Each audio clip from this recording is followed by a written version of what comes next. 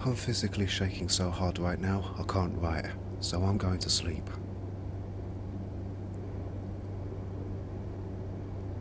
So, that living hell was level 3.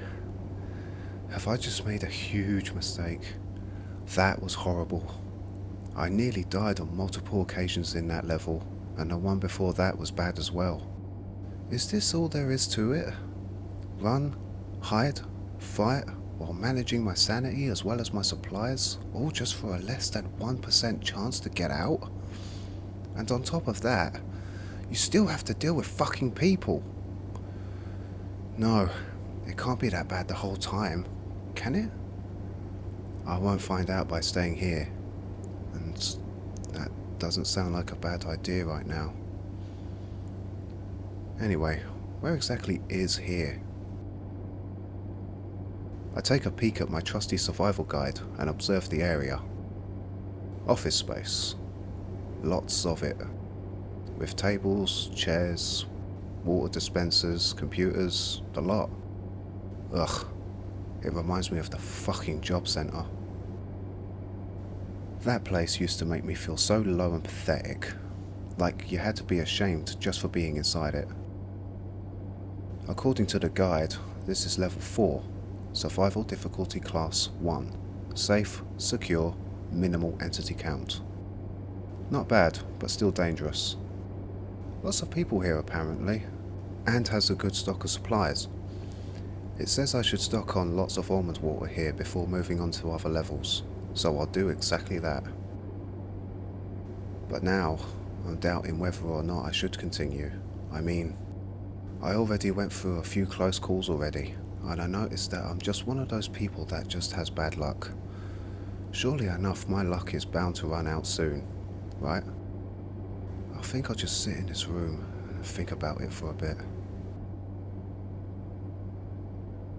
Alright, I ate the rest of my food and drank the last of my almond water, and I've calmed down considerably. As bad as all that was, technically those last 2 levels weren't even some of the worst ones. Maybe I just got very unlucky and ran into a lot of entities, more than anyone else might have encountered. I feel confident enough to keep going. I'm going to stock up on supplies and keep moving on, onwards and upwards. Walking along the dull grey corridors, I see a silhouette at the end of the corridor. I stop and watch, and the silhouette does the same.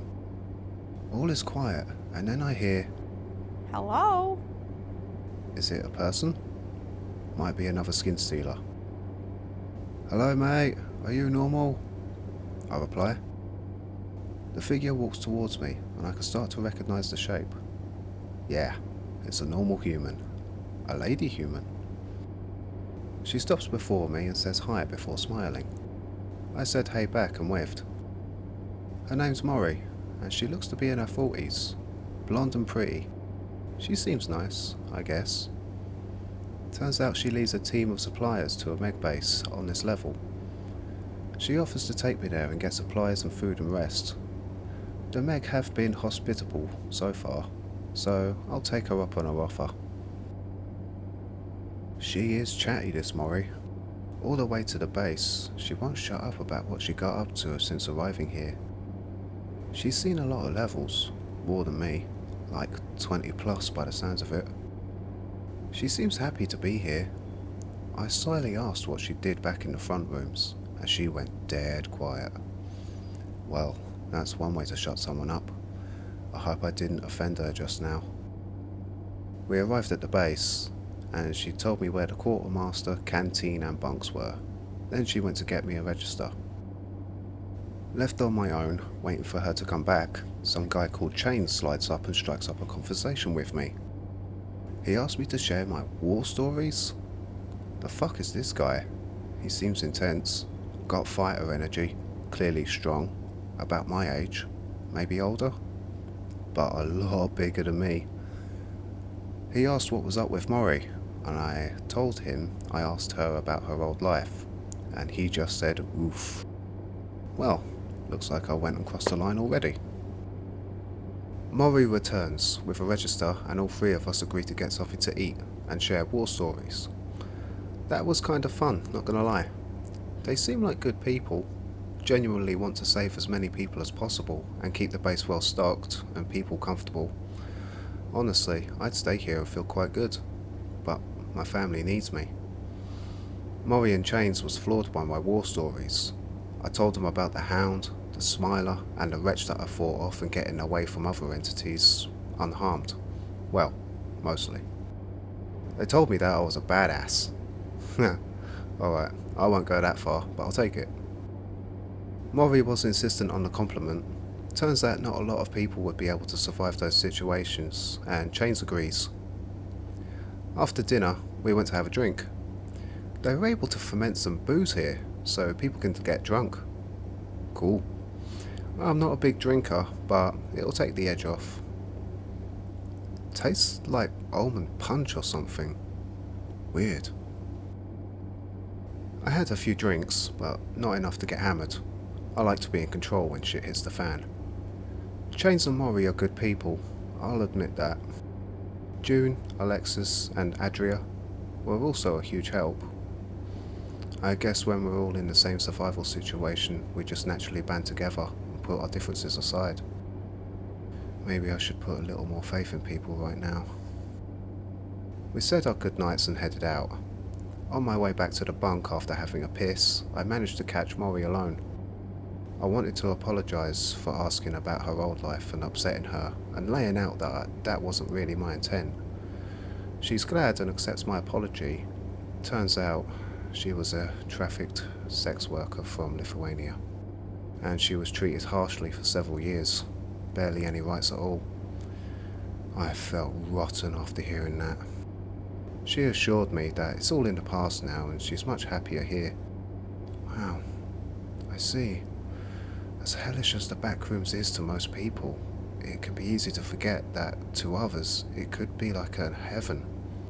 A lot of people live harsh lives back on Earth, so it can be easy to yearn for any kind of escape if you're that kind of person.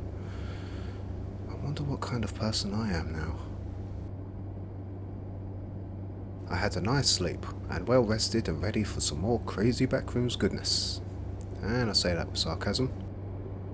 I suit up and head over to the quartermaster to top up my survival kit and trade the liquid paint I found on level 3, and other items like batteries I picked up and other electrical equipment like a broken radio. I get a level key for level 4 to the hub level. I put it in a keychain with my other key, the key to level 188. On the way out, I'm stopped by Chains, who asked me what my plan was, and I told him straight. I'm finding a way out of here. He chuckled while looking at the ceiling, but I wasn't laughing. I looked him dead in the eyes as I said that. He looked back into my eyes and saw that I didn't change my expression, and now he knows that I am serious. Then he said, well, he won't stop me, but he'll encourage me to stay, and even mentioned something about Maury liking me, but I doubt that. Also, my mind is made up, so instead he insisted I try to avoid level 6 at all cost. He used to be a Blackwater mercenary, it turns out, and he and his team of 4 men went into level 6, and he was the only one that came back out. I get out my survival guide and look at level 6, and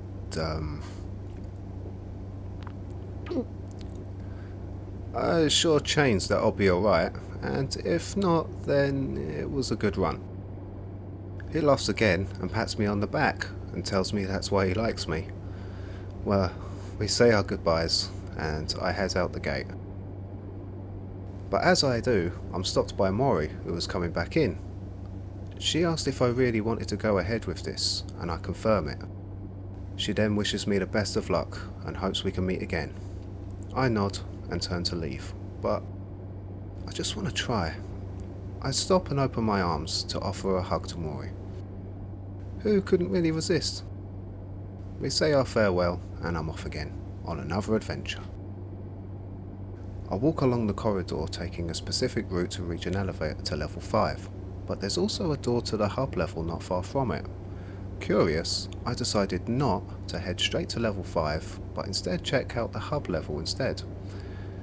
I take my level 4 hub key and slot it in the door. Unlock it and open. Whoa, I wasn't ready for this.